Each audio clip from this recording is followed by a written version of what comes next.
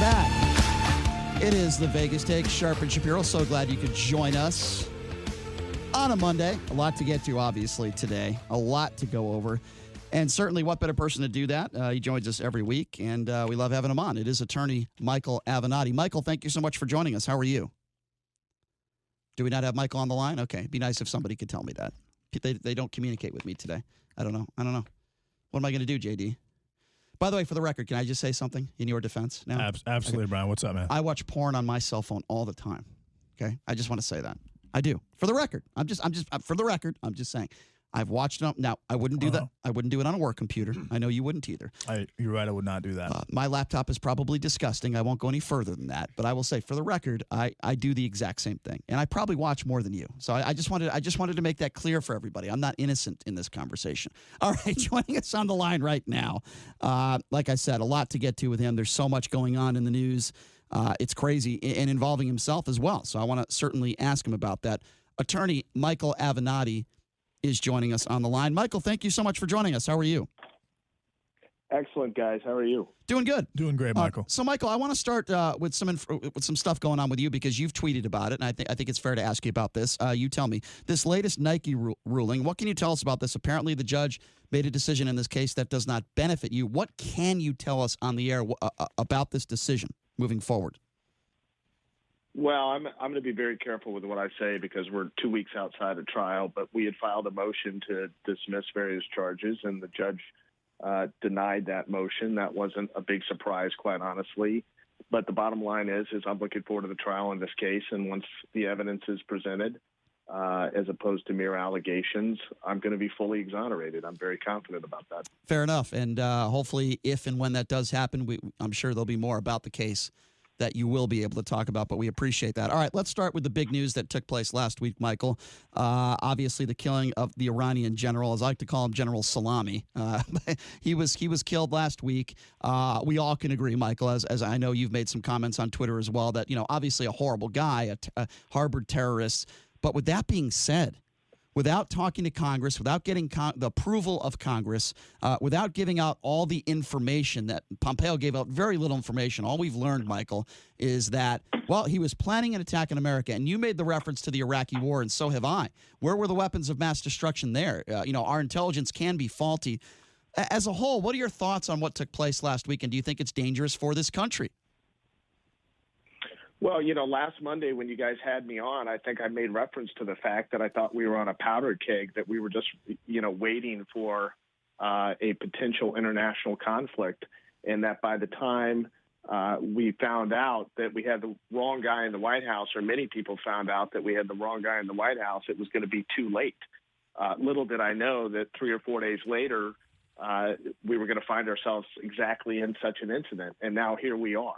I mean, this is a very dangerous situation. This was not a smart decision by any stretch of the imagination.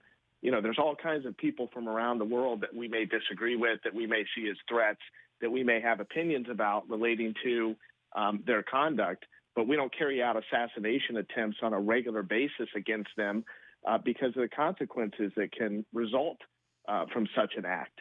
And this is a very serious matter. And now you have the President of the United States threatening to destroy cultural sites in Iran. Many of those sites are over 2,000 years old. That is a war crime were he to do that. Imagine if a country engaged in an assassination attempt successfully on one of our top generals and then threatened to destroy the Statue of Liberty, or the Washington Monument, or similar monuments here in the United States, which, are, quote, only, close quote, a couple hundred years old in some cases. I mean, we would be absolutely apoplectic. And this is a very, very dangerous situation. And now you have Iraq, who has called for the immediate withdrawal of all U.S. troops. I mean, we could find ourselves at odds with Syria, Iraq, and Iran, all of them in short order. And, to the people on the right who have turned a blind eye to the conduct of this president, they think it's funny the way that he behaves. They think his unpredictability is a good thing. God forbid our brothers, sisters, sons, and daughters start coming home in body bags. because we're going to find out. We're going to find out if people are still laughing about the reality president. Yeah, and you know what? That's where my main concern is, Michael. I know yours is as well. What we don't want is we don't want innocent men and women in uniform dying.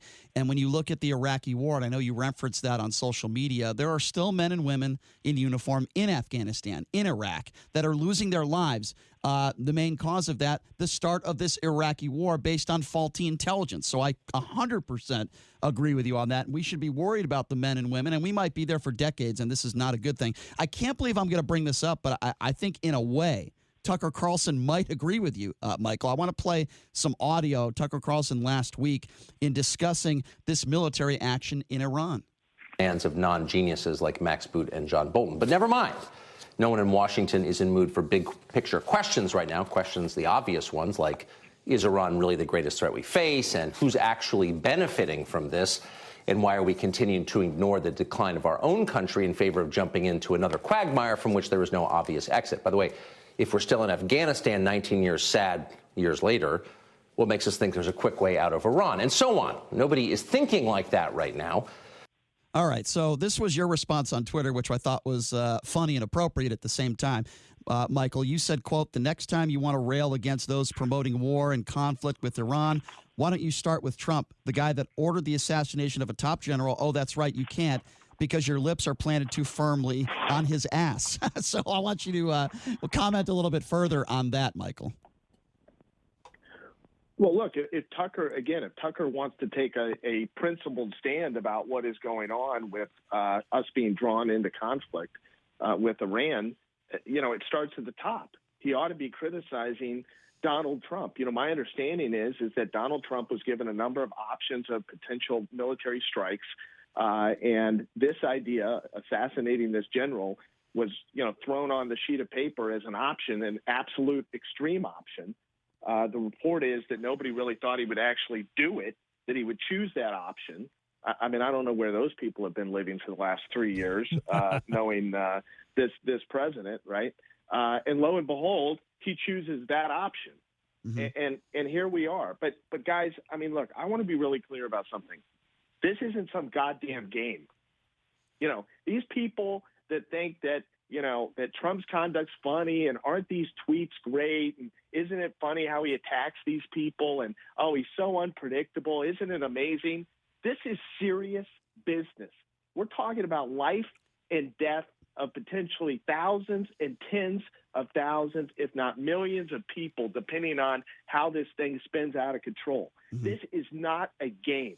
You're right. And I'm going to tell you, we have been on borrowed time. I've said it on this show many, many times. I said it early last week. We have been on borrowed time. All right. It's been only a matter of time before something like this happened. And here we are. So one of the common sentiments by the left wing has been pretty consistently that Donald Trump is doing this to distract from impeachment. And Mike Pompeo went out, and Trump actually went out himself and said that there was intel that this particular General Soleimani was actually going to attack the U.S. in a couple more ways. Do you buy any of that, or what do you think the real reason for this, for killing General Soleimani is? Look, I don't believe that there was an imminent threat, and I think if they have intel that shows that there was an imminent threat, they should release it, and they should release it immediately. Pompeo backed off, I think, earlier today on CNN. He said that it doesn't matter whether the threat was imminent or not. No, it does matter if the threat was imminent or not. And I want you to follow me on this. In order to buy into this nonsense, here's what you have to believe.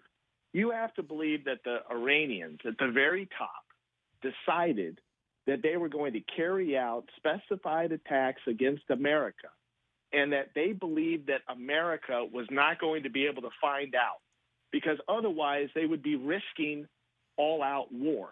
Now, I don't believe for a minute that the Iranian government was planning imminent attacks against America with the belief that America would not find out after the attack as to who was responsible. I mean, that's an absurd proposition if you think about it. Mm-hmm.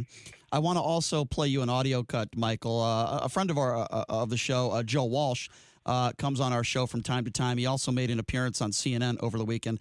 So I want to play you this audio of Joe Walsh really saying that the president could have committed war crimes. Have a listen to this. He's unfit. Look, every American, Frederica, needs to be really scared right now. And the reason they ought to be really scared right now is because of who is in the White House. We have a guy in the White House who doesn't read, he doesn't think, he doesn't understand, he doesn't listen, he doesn't take advice, he puts his own interest ahead of the nation's interest, and he doesn't tell the truth. I mean, this is a scary time because of the recklessness and the impulsiveness of Donald Trump. And here he is. I mean, Frederica, it was Saturday night last night. Last night, the President of the United States was tweeting about committing war crimes in Iran, bombing, blowing up historical and cultural sites. Yeah. I mean, that's the President of the United States on a Saturday night tweeting about committing war crimes. Michael, your response to that? I mean, I agree 100%. I mean, why are we conducting foreign policy and threats via Twitter? I mean, this is what we've become. And it's not funny, and it's not humorous, and it shouldn't be casual. I mean, it's very dangerous, beyond dangerous. It's very serious. Here's something else that's serious, and I'm really sorry you've had to go through this personally. It's disgusting to me because no matter how much you dislike Donald Trump, and we both do, you would never make harassing phone calls to somebody that you dislike politically. And it is my understanding, Michael, that some Trump supporters have made some harassing phone calls to your parents. I mean, can you tell us a little bit about this? I'm so sorry that your family had to go through this. Well, this has been going on, frankly, a while. It's been going on for the better part of 18 months in varying degrees. But, most recently I got a call very early in the morning the other day from my mother. She's in her 80s. Both my parents are in their 80s. They live in outside of St. Louis, Missouri. They live in the house that I grew up in. My mom was born in West Texas on a cotton farm in a small town called Seagraves, Texas. My father was born to Italian immigrants in Los Angeles. These are salt of the earth, hardworking people, honest people, my parents. And obviously, like I said, they're in their 80s. And the night before, one of these Trump supporters got my parents' home phone number and called up my parents and began threatening them and asked my mother if she knew where I was. And my mom was startled, and she said, no, I don't know where Michael is. And the guy said, well, you better find him, because if not, I'm coming for you.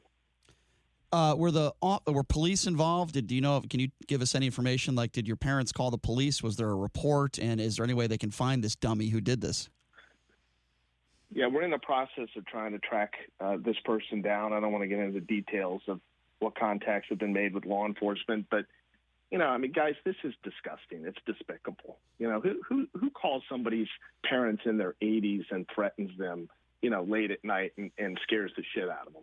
I mean, this is a cowardly act. It's disgusting. It's pathetic. I don't even know what other word to use to describe it.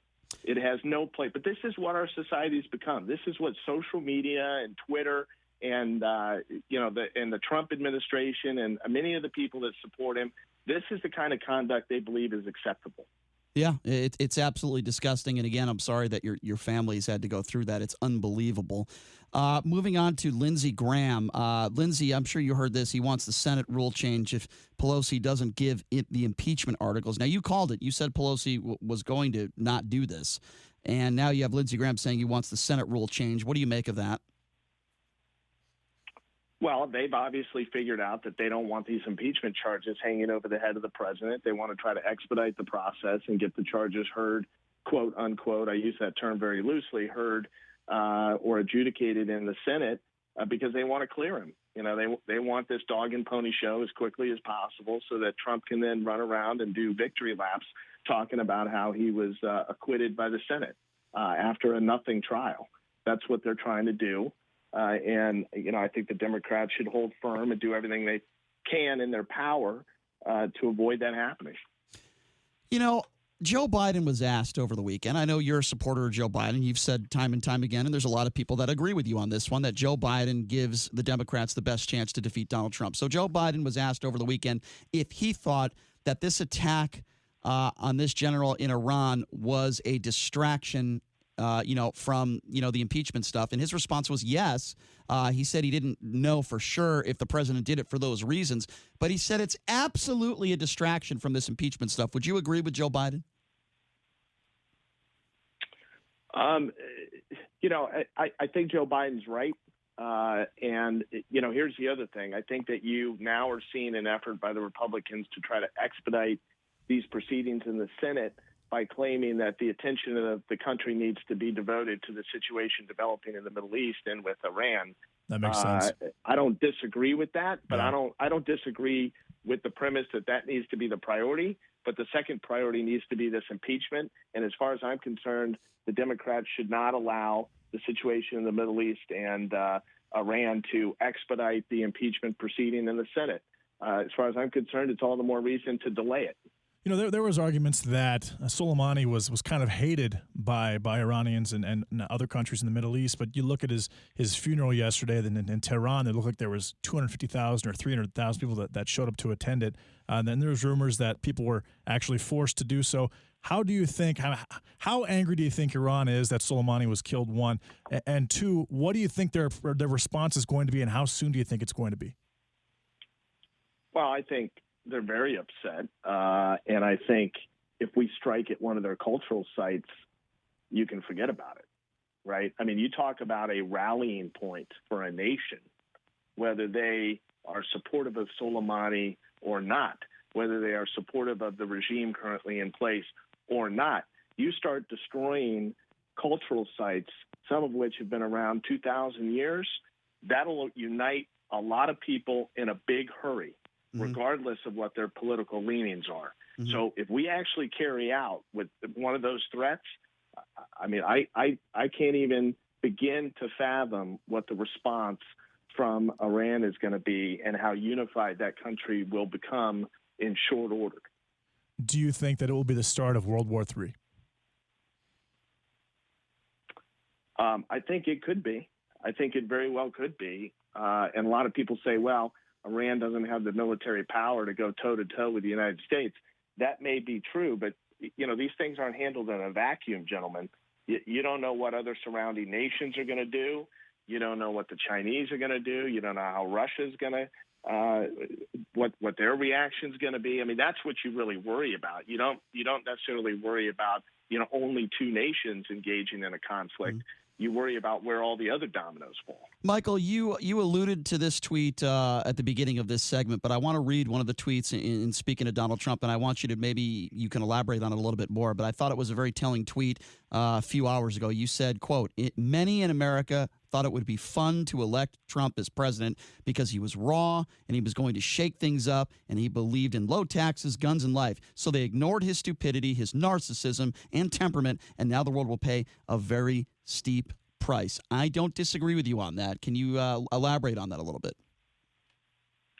Well, again, I just don't think that a lot of people thought this through when we elected this guy in 2016. And they didn't really think through the ramifications of having Donald Trump as the leader of the free world with the most powerful military at his disposal. It takes somebody that it's great to be tough and it's great to be aggressive. And I'm all for both of those things. Anybody that's followed me, you can say a lot of things, but one thing you can't say is that I'm not a fighter. So I get it. But you've got to have a measured response in times like these to things. You can't just run off half-cocked and not think of all of the potential consequences when you carry out something of this nature. I mean, this is a significant act, and I just think that too many people in America were too enamored with this reality star and the idea of shaking things up and putting somebody in there with no experience, putting somebody in there that has an ego, an unmatched ego, and here we are. And now, potentially, our brothers and our sisters and our sons and our daughters, as well as many others around the world, could unfortunately pay a very steep price. And I hope that doesn't happen But again, I don't know how you're going to put the toothpaste back in the tube in light of what just happened. So Trump has absolutely zero experience in war, in the military, really in foreign relations. Do you think that he is going to take the advice of his trusted members of his cabinet who have military experience over the next, we'll say, 6 to 12 months? Well, I hope so, but all indications are that Trump routinely thinks that he's the smartest guy in the room and disregards people with decades of experience. I mean, we just saw that recently in connection with Trump's support of Officer Gallagher and others in connection with the Navy SEAL incident and the crimes that were committed in connection with that. You've seen that in other contexts over the last 3 years. Well, Michael, what about the guy who? I'm sorry to interrupt you, Michael, but a perfect example is what about the withholding of Ukrainian aid? Because all the information that we've heard from the New York Times and sources are that people like Bolton were trying to tell him not to withhold the aid in Ukraine. He didn't take any of their advice, did he? Well, no, he didn't. And that's another example. And there's, hundreds of examples. The problem is that this guy is not the smartest guy in the room, but he is so convinced that he is the smartest guy in the room, including on things that he has absolutely no knowledge about. And that creates a very, very, and I keep using this word, but it is the only, or it is the best word to describe this situation. This is dangerous, beyond dangerous. No, I totally agree. Yeah, I mean, look, this is not a reality show. Let's call this what it is. This is not a reality show. This is not about ratings. This is not even about votes, or at least it shouldn't be about votes. And again, I go back to the war in Iraq, and I know, Michael, you've referenced this before. We lost thousands of our own soldiers in Iraq. We've lost tens of thousands of innocent Iraqi civilians. Why? Because the Bush administration was told that there were weapons of mass destruction. Those weapons were never found. We saw Osama bin Laden captured in a hole in the ground with a pellet gun and a candy bar, and we were told that was the reason why we went into Iraq. We still have troops in Iraq. We still have troops in Afghanistan, and our brave men and women are still dying because of that war, but yet Republicans, many of them, not all of them, but many of them on the right, just want to go with the CIA. Let's go with this intelligence, even though we haven't heard specifics. Isn't it interesting, Michael, that when Donald Trump gets on a stage with Vladimir Putin and he says, well, Putin says he didn't interfere in the election, so I'm going to believe him over our own CIA. And when it comes to the death of Otto Warmbier, right, he believes Kim Jong-un over our own CIA, over our own intelligence. But when it comes to this specific issue, when it suits him, then he wants to believe our own intelligence. What do you make of that? Well, I think you put your finger right on it. I mean, the issue is that when he wants to point to the intelligence community as providing accurate information, he does it when it suits his interests, when it suits to justify to others his actions. But otherwise, I mean, he's been highly critical of the intelligence community for years in this country, and his claim that it's unreliable, et cetera. Look, I don't believe that there's any evidence, or perhaps scant evidence, that this threat was imminent. I just don't believe it. I think it's a bunch of BS. I think it's nonsense. I think it makes the allegations of weapons of mass destruction look well substantiated in comparison, frankly. I just don't believe it. And I think Pompeo this morning, when he backtracked as it related to it doesn't matter if the threat was imminent or not, I think that probably tells you everything that you need to know. This was not well thought out. It wasn't necessary. It was not. No one really thought about the consequences, the severe consequences that could result. And here we are. And this is why you don't put a narcissist who's not that smart, a reality TV star, with a big ego in the White House. This is exactly why you don't do it. And that's a very, very good point. He does, in some situations, he'll use the intelligence as a scapegoat. In other situations, he'll use it as an asset based on what he wants to accomplish. And I'll be completely honest. I voted for Donald Trump, but I would say this particular situation, handling a situation like this, if I looked at pros and cons or strengths and weaknesses, I would say this was probably the biggest weakness for Donald Trump when I voted for Donald Trump. And I would imagine a lot of Republicans share that same sentiment. Yeah, well, that's strong words, and maybe there are other Republicans like yourself that would say the same. Well, he has no experience. Yeah, well, clearly. We all know that. Period. Michael, it is always a pleasure to speak with you. We wish you luck, obviously, with your Nike case, and I'm sorry that your family had to go through what they went through with that phone call. That's just awful. I hope that doesn't happen to you or your family again. Always appreciate it, Michael, when you take some time to join us every week. Have a great week, and we will catch up with you next week, my friend. Thank you so much. Thanks, gentlemen. All right. Yep. Thanks a lot, Mike. There you go. That's attorney Michael Avenatti joining us. Here's what we're going to do. We're going to take some phone calls now. We got to take a quick break. But when we come back, we will take your phone calls on this. As far as what we've been talking about with Michael Avenatti, and by the way, the number to call, 702-257-5396. The questions that I will ask you is, do you think Donald Trump's actions last week put America and put troops in harm's way? Was it not worth it? What do you think about that? What do you think of Lindsey Graham's comments? What do you think about everything that has taken place here, including, I'll even go here, in Soleimani's death, they're putting an $80 million, mark on Donald Trump's head. At least somebody at that funeral did. And then you have a comedian in George Lopez who's saying, hey, I'll do it for half. I'm taking the side of the president on this one. And all Americans, you should never joke around about the president's, assassination or any of that stuff. But I want to get your thoughts on this. So 257-5396. Again, that number, now's the time to call in, 702-257-5396. We're going to take a quick break. We'll take your calls on the other side. This is The Vegas Take.